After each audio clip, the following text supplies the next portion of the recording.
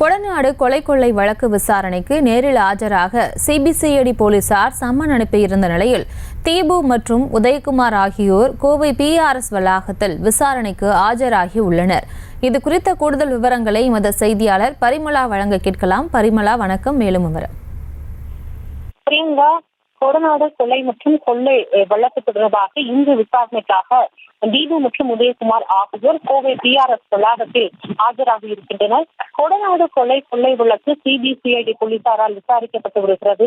ஏற்கனவே இந்த வழக்கு தொடர்பாக தனிப்படையினர் 100க்கும் மேற்பட்டோர் விசாரணைக்கு மேற்கொண்டிருந்த நிலையில் இந்த வழக்கை தற்பொழுது சிபிசிஐடி போலீசார் மறு விசாரணைக்கு உட்படுத்தி விசாரணையானது மேற்கொண்டு வருகின்றனர்.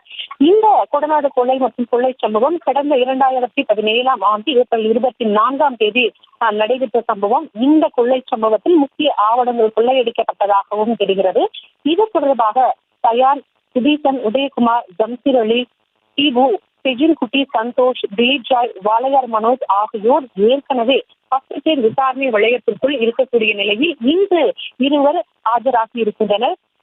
தீபு மற்றும் உதயகுமார் ஆகியோர் நேரில் ஆஜர்படுத்த உத்தரவிட்டிருந்த நிலையில் தற்பொழுது இருவருமே அடுத்தடுத்த நேரங்களில் ஆஜராகி இருக்கின்றனர். இந்த கொடநாடு கொலை வழக்கு தொடர்பாக 3வது குற்றவாளியாக தீபு என்பவர் சேர்க்கப்பட்டிருந்தார். அதே போல உதயகுமார் 7வது குற்றவாளியாக இந்த வழக்கில் சேர்க்கப்பட்டிருந்த நிலையில் தற்பொழுது இருவரும் ஒரே நேரத்தில் கோவை பிஆர்எஸ் வளாகத்தில் விசாரணைக்காக ஆஜராகி இருக்கின்றனர்.